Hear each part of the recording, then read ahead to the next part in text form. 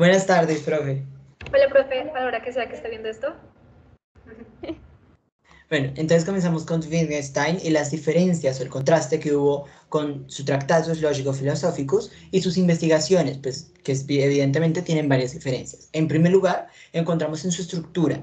Entonces el Tractatus es como muy estructurado y monolítico. Sin embargo, con las investigaciones, su método lo obliga a moverse en todas las direcciones y en zigzag, pues porque así lo exige el lenguaje. Creo que en la primera vemos cómo este lenguaje es imperfecto, pues él quiso mostrar que era posible rescatar esa estructura, o sea, expresarla en un lenguaje ideal que no tuviera los defectos del lenguaje corriente. Y en la segunda vemos cómo él habla sobre el lenguaje ordinario, que es ya imperfecto y rechaza la visión esencialista.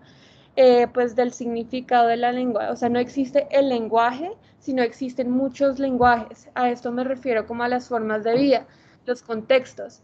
Entonces, dependiendo del contexto, eso conlleva a sus propias reglas y objetivos. Eso va más como orientado a lo analítico, yo siento. Y también, digamos, una de las críticas que Wittgenstein hizo a sí mismo es que en un primer momento él piensa el lenguaje en el Tractatus como algo desde la ciencia, analizarlo desde el método científico.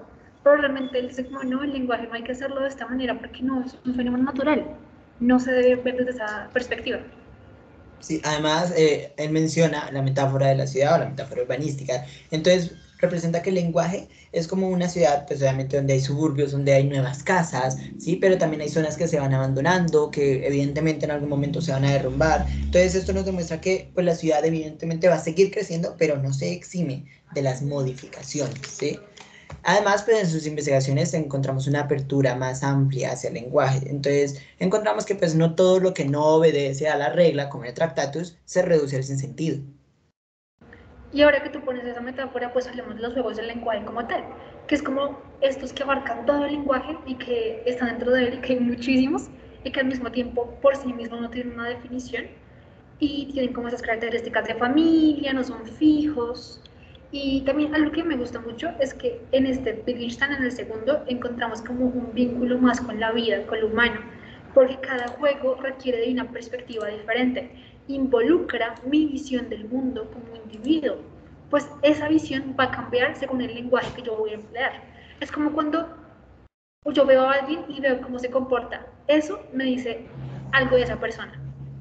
¿Sí? Y ya finalmente, pues Wittgenstein menciona también que el lenguaje no es uniforme. Entonces encontramos mucho el factor social, porque relaciona el significado con su uso y sus usuarios. Entonces tenemos en cuenta la importancia pues, del aspecto social y su vínculo con la vida misma, ¿sí? Entonces demuestra que, a diferencia del Tractatus, ya no resume el lenguaje a una cosa meramente figurativa o pictórica, reuniéndolo en una sola faceta, sino que en las investigaciones demuestra que pues, el filósofo, más allá de explicar o analizar, debe describir.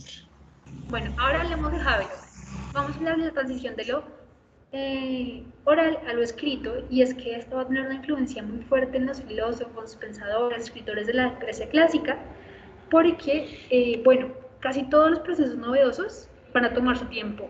Y Havelock nos dice que con un primer momento la llegada del alfabeto griego va a ser clave para conservar la complejidad de la realidad a través de lo escrito. Además aparecen pues como pioneros Homero con sus obras de la Odisea y la Iliada y Hesíodo con la Teogonía.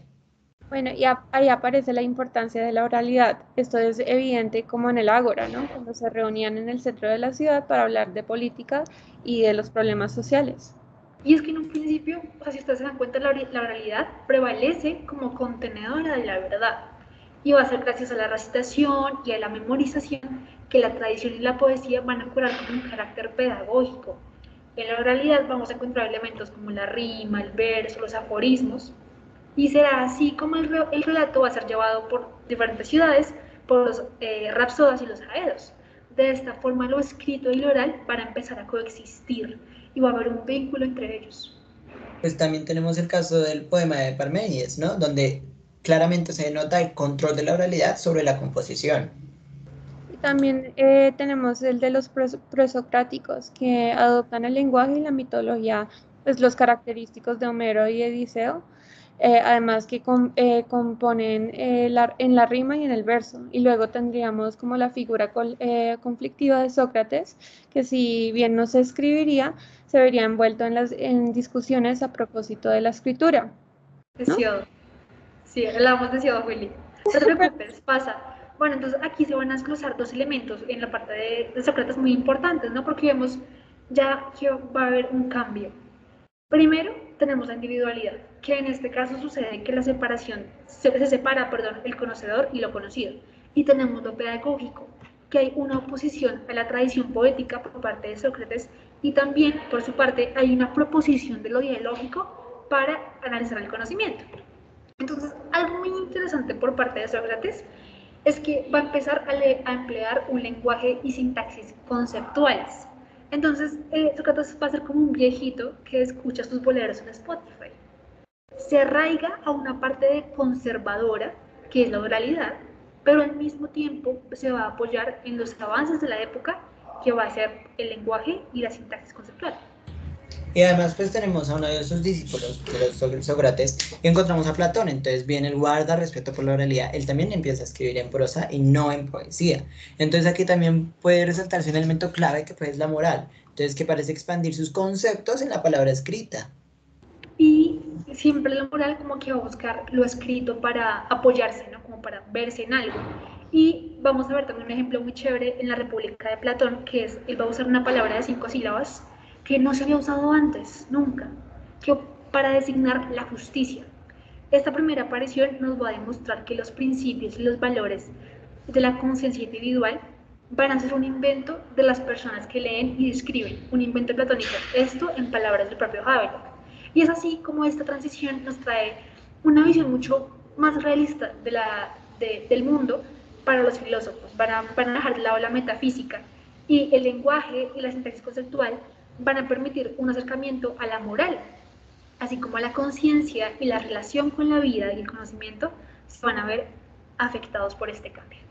Bueno, vamos a comenzar con McLuhan. Entonces, lo que explica es que la comunicación no es el mensaje, sino el contexto. Y el contexto no es otra cosa que el medio mismo. El mensaje que se transmite se encuentra condicionado y es explicado en el mismo medio.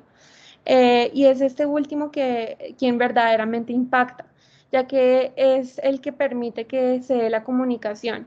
Dependiendo del medio en el que se transmita, el mensaje será el impacto de ese mismo.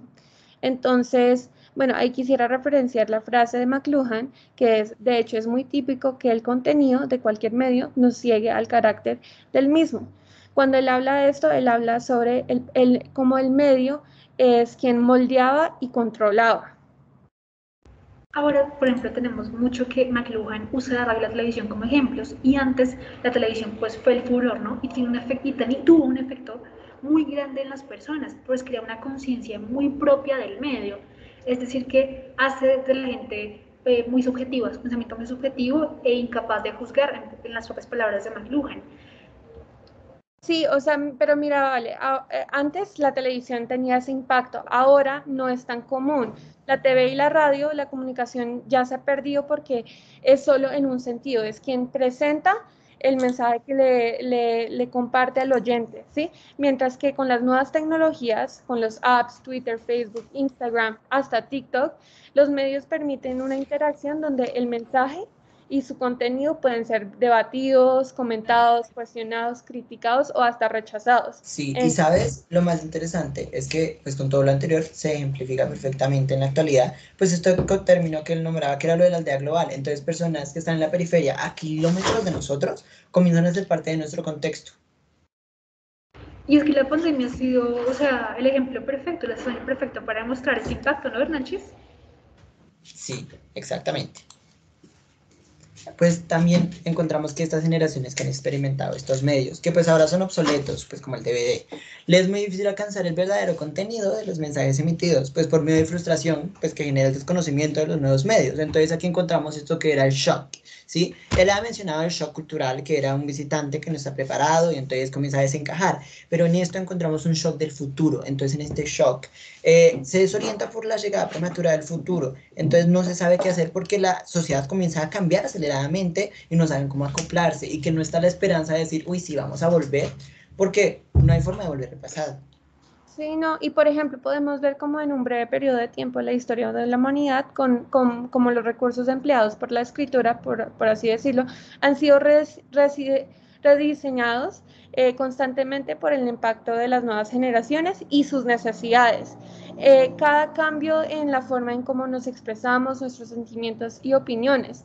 Bueno, esta está altamente utilizada en el medio. Por ejemplo, otro ejemplo de eso es que hoy en día si vemos un chat de WhatsApp, ¿sí? Vemos como la persona dice, no dice estoy triste, sino manda un emoji o un GIF o un sticker que demuestre ese sentimiento y en cierto grado transmite tristeza, ¿sí? Sí, y ya eso sería todo, profe. Muchas Gracias, gracias, Feliz. profe.